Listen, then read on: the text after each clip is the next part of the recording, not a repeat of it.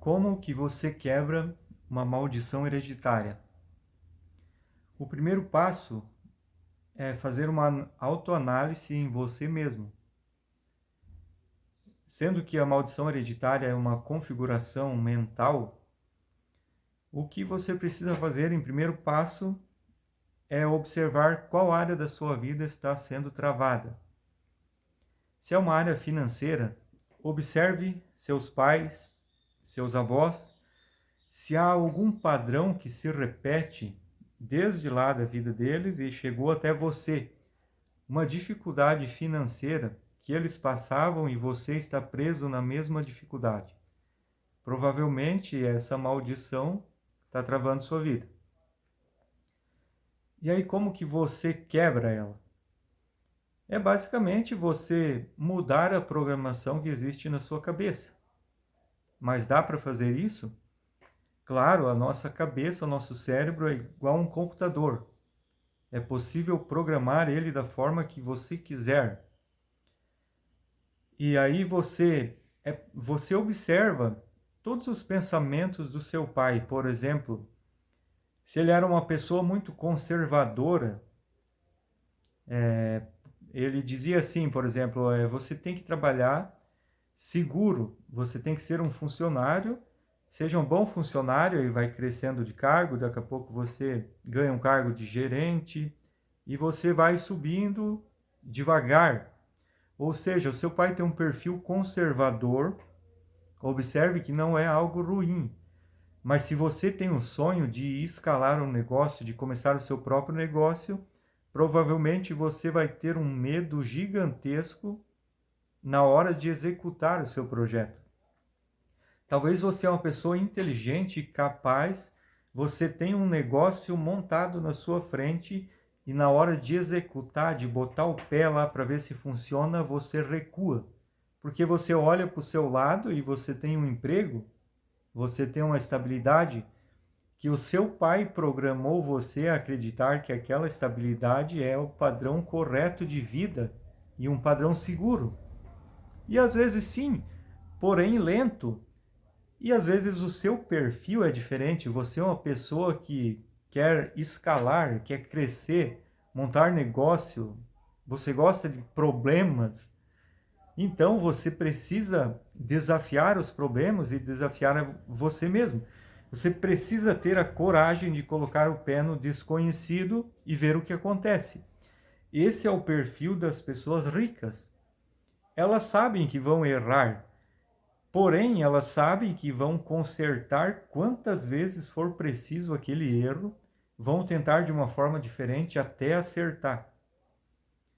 E depois de muitas tentativas, muitos erros, elas vão acabar acertando uma hora ou outra. E a pessoa que cresceu sendo configurada em um perfil conservador, a primeira vez que ela recua para trás e ela não tem mais força de avançar por causa do medo. E esse medo é uma limitação que foi criada através dessa configuração mental, desde criança, por causa do convívio com seu pai. E observe que não é algo ruim um perfil conservador, mas é que cada pessoa precisa seguir o seu caminho. O caminho do seu pai era um perfil conservador, talvez o seu caminho seja totalmente diferente.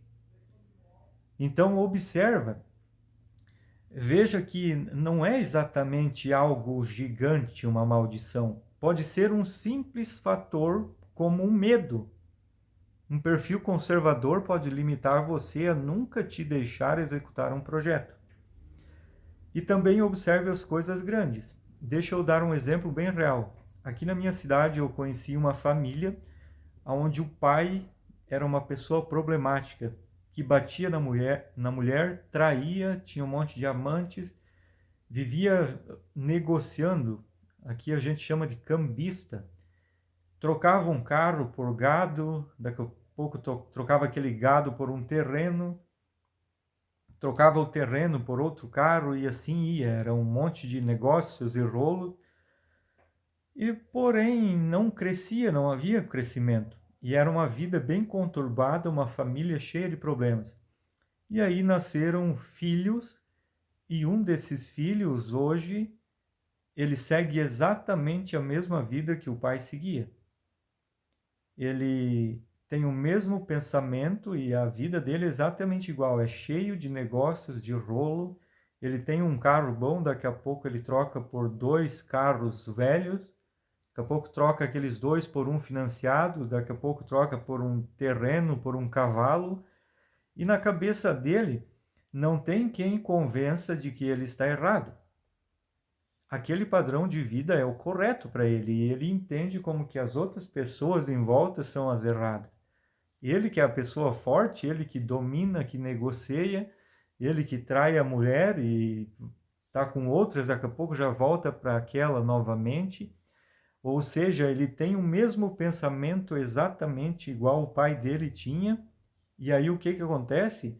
A vida dele é exatamente igual à vida que o pai tinha. Porque é impossível a nossa vida ser diferente da nossa cabeça, do que nós pensamos. E aí, como é que vai resolver um caso desse? A maioria das pessoas não aceitam que estão erradas. Não aceitam que aquilo que você acredita está errado. Por isso, você é quem tem que fazer a autoanálise em você mesmo. E aí, esse tipo de pessoas vão em igrejas pedir orações, fazer campanhas de quebras de maldições, vão no feiticeiro, vão naquele negócio de cartas para quebrar maldições. Como é que isso vai funcionar? Nunca vai funcionar.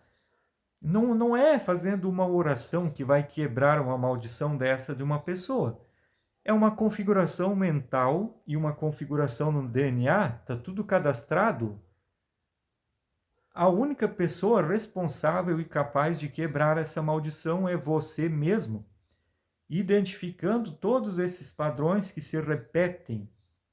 Se sua mãe era uma pessoa doente e você está com a mesma doença, observe se o seu padrão de pensamento não é igual ao da sua mãe a respeito de problemas do seu corpo, ou você é uma pessoa muito negativa, como eu expliquei. Você talvez é uma pessoa que está com autoestima muito baixo, você é uma pessoa que se sente vulnerável, você se ofende, se magoa facilmente, você se sente inferior aos outros, e isso, o seu corpo vai reagir exatamente igual.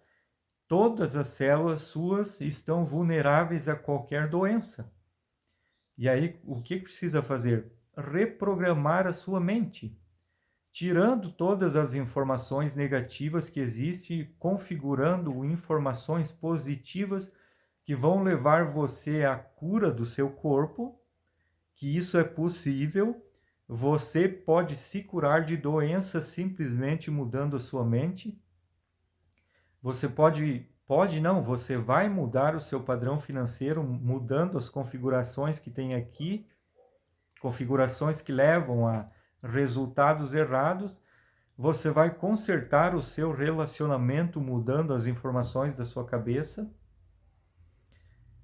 E eu vou explicar nas próximas aulas exatamente como que se faz essa reprogramação. Só que tem um detalhe. A minha mente eu consigo reprogramar, é só trocar as informações que existem. Mas e as informações do meu DNA, que eu expliquei lá no início? Que nós já nascemos e ganhamos como herança uma configuração genética do nosso DNA. E aí, como que eu mudo? Hoje nós já temos informações disso também, através de estudos, pesquisas e através de mentores espirituais, que falam muito bem que nós humanos temos o poder e a capacidade de provocar uma mutação genética no nosso DNA. Isso me lembra a história de Abraão, quando Deus, Javé, pediu para que ele sacrificasse seu filho Isaque, e Abraão relutou contra isso durante alguns dias e de tanto ele relutar, ele decidiu, não tem jeito, eu preciso obedecer isso, e eu vou obedecer às ordens de Javé. E naquele momento que ele decidiu, que ele se entregou àquela intenção de sacrificar o seu filho, no momento em que ele ergueu o cutelo para sacrificar Isaque, um anjo disse para ele: Abraão, não faça isso, que eu já sei que você teme ao Senhor. Ou seja, naquele momento em que Abraão teve aquela intenção em se sujeitar ao pedido de Deus, aconteceu uma mutação genética no seu DNA, que é onde surgiu os genes da submissão.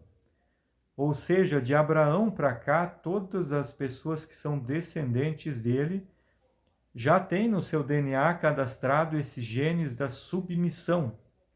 Porque Abraão quem provocou isso. Ele teve essa intenção de se submeter.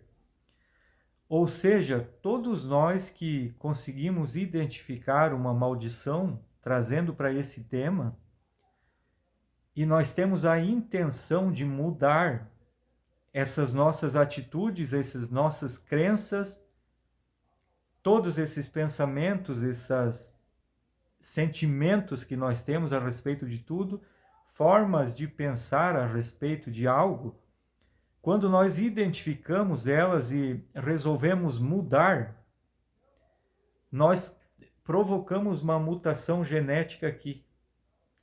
Isso é uma informação muito profunda que você não vai encontrar em qualquer lugar, não.